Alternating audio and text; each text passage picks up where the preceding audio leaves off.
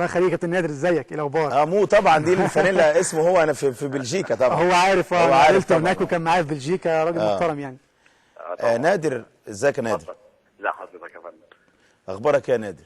الحمد لله الحمد انت لله. مزعل الزملكاويه يا نادر؟ لا لا، مش مزعل حد والله. لا مزعل الزملكاويه يا نادر. لا مزعل الزملكاويه، هم حقهم يزعلوا طبعا لان هم ما بيكونوش على درايه بكل حاجه، فطبعا حقهم يزعلوا. عمرو طب زكي ده عرفنا انت، طب عرفنا بقى. لا هعرفك ان بس ان ما فيش اي نيه وحشه، ان احنا قعدنا امبارح وخلصنا كل حاجه. انا عايز اقول لك بس قبل ما تتكلم بعد اذنك، يعني في اخبار متناقضه. يعني اسماعيل يوسف بيقول ان احنا حطينا فلوسه ومش عايزينه، او الكابتن حسن يعني. ثم عمرو الجنايني قال ان احنا عمرو زكي هيرجع التمرين من بكره. قول لي بقى، انت الراجل، انت الوكيل وعارف كويس قوي كل حاجه، واخباره ايه؟ وقول لي الاخبار ايه بقى. لا ما هي بص، هي مشكله اداريه من الاول، والمشكله الاداريه دي خلصت امبارح خلاص. حق كابتن حسن شحاته وحق كابتن اسماعيل يوسف ان هم طبعا يتضايقوا ان عمرو قيمه كبيره، وعمرو المفروض راجل مؤثر في الملعب، فاكيد طبعا غيابه ده اتاخد بشيء من ان هم برضه ناس مربيينه يعني. يعني هم اخذوه من الناشئين، فطبعا ده رياكشن طبيعي جدا يعني.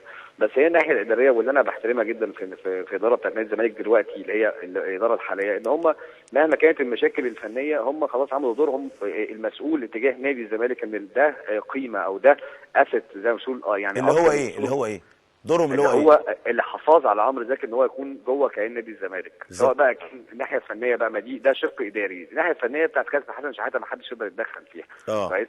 هو اللي يقول يلعب، هو اللي يقول يمشي، خلاص هو عمل اللي عليه. عايزين نبيعه، عايزين نعيره، فخلاص تبع نادي الزمالك. فاهم يعني 100%. فاهم؟ ده خبر جديد يعني. انت بتقول لي حاجه مهمه جدا. يعني هو عمرو زكي من المفترض من كلامك ان هو مستحقاته وصلته اكيد، يعني طالما هو واقف في الزمالك يبقى مستحقاته وصلته. احنا قعدنا امبارح مع الاستاذ عمرو الجنايني وكل حاجه. اعتقد ان هي دلوقتي ماشيه زي ما بيقول الكتاب يعني. بكره المفروض التنفيذ هيحصل في كل الخطوات، وبعد كده يبقى الناحيه الفنيه دي طبعا تبع بتاعه الكابتن حسن. طبعا، ولا حد يقدر يتدخل فيها. اتمرن يا عمرو اتمرن، ما تلعبش يا عمرو اتمرن. هو اللي ليه هياخده واللي عليه لازم يعمله، سواء بيلعب او ما بيلعبش.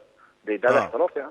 دي حاجه جميله. طيب سمعنا ان في عروض جات لعمرو زكي. يعني انا قريت ان انت ما شاء الله في من تركيا وفي من قطر وفي من السعوديه، في من مصر، من هنا في بعض العروض. يعني قول لي، يعني هل العروض دي يعني اتفعلت ولا هي لسه ما زالت كلام على ورق يعني؟ بص يا كابتن طارق، عمرو اسم كبير جدا. اكيد طبعا، اكيد ما حدش اعترض.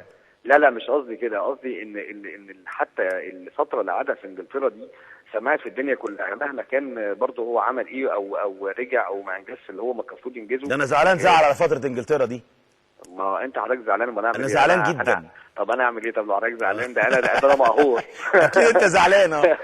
ده انا مقهور مش زعلان. ها فطبعا طبيعي الناس لما بتسمع ان هو راجل فري وبتاع والكلام ده كله بيتكلم. ده انا جالي مكالمات من الصين، وكانت يعني جالي حاجات غريبه جدا. ففي عروض كتير قوي. فبس القعده بتاعت امبارح تبطل الكلام ده كله، وتبطل ان احنا نتكلم في اي عروض غير عن طريق نادي الزمالك. دلوقتي ما ينفعش ان احنا نتكلم غير عن طريق نادي الزمالك. فاهم قصدي؟ دي حاجه يعني بقى لسه في الدراسه بقى نشوف. بس انا بهنيك، انت شاطر ما شاء الله يعني. طب خدني معاك في مخالصه بقى. يا ريت والله. لا انت شاطر جامد يعني ما شاء الله يعني. طبعا هو انا طبعا يعني مش معترض على حقوق عمرو، ولا اي حد يقدر يعترض على حقوق عمرو. ان عمرو زكي له حقوق واقر بيها مجلس الاستاذ المستشار جلال ابراهيم يعني. هي بس انا اقول لحضرتك، هي مشكلتنا هنا في مصر ان احنا دايما بنحط العواطف بنسبه 90-99% في الموضوع. دي مشكله فعلا. هي دي بس المشكله. والحمد لله ان هي اتحلت امبارح، لان انا برضو كنت عايز ان عمرو برضو يكون موجود في نادي الزمالك. فاهم قصدي؟ يعني هي القصه كلها دلوقتي في ايد الكابتن حسن شحاته او الجهاز الفني. طبعا ان عمرو يبقى موجود في النادي او ما يكونش موجود. لكن هي المشكله الاداريه انتهت تماما. هي كانت مشكله اداريه بحته وخلصت خلاص الحمد لله. وانتهت الحمد لله. الحمد لله.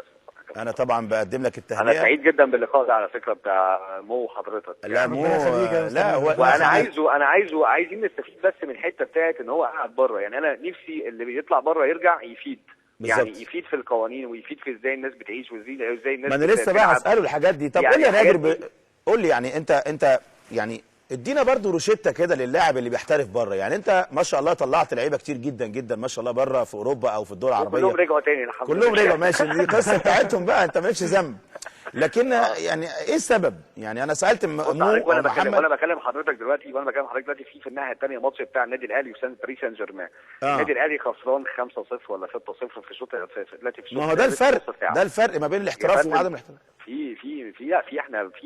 في مسافات كبيره قوي ما بيننا وما بينهم، واعتقد ان مو طبعا هيكون عنده مساحه كبيره قوي ان هو يشرح ازاي الاولاد الصغيرين بيطلعوا، وازاي العيشه هناك عامله ازاي، والقوانين هناك ماشيه ازاي، والكوره اصلا يعني ما ينفعش انت تكون لعيب كوره كويس قوي ممكن تبقى هناك كويس قوي، في فرق كبير. يعني هم عندهم تكنيك معين واحنا عندنا تكنيك معين، فلازم الولد يطلع صغير. اللي خدم مو جامد جدا ان هو كان مؤهل ان هو عايز يطلع يقعد بره، ودي حاجه خدمته جدا اعتقد. بالظبط. وبالعكس يعني انا استاذ ماجد سامي باشمهندس ماجد سامي بيشكر فيه من يعني من الصبح بالليل على طول، لان هو ده رمز ان واحد يحترف. وانا بجد فخور بمو ان هو قعد وخلص اللي عليه وجه هنا وصعد الفرقه وجه هنا يساعد وادي دجله برضه ان هو يخليه في حته مميزه يعني. طب انا سمعت الروشته بتاعتك، تسمع بقى الروشته بتاعتي انا؟ اتفضل. خد عمرو زكي بكره وروح للكابتن حسن شحاته واقعدوا مع بعض وخلصوا الموضوع الفني. ده لازم. يعني بلاش بقى ايه، ما نقعدش نغلط نفسنا من بعيد ويطلع هنا يتكلم وانت تطلع، لا خده كده من ايده. خده كده من ايده وخش نادي الزمالك وخلص القصه مع الكابتن حسن ان شاء الله. ربنا يكرمك. نشكرك كابتن نادر.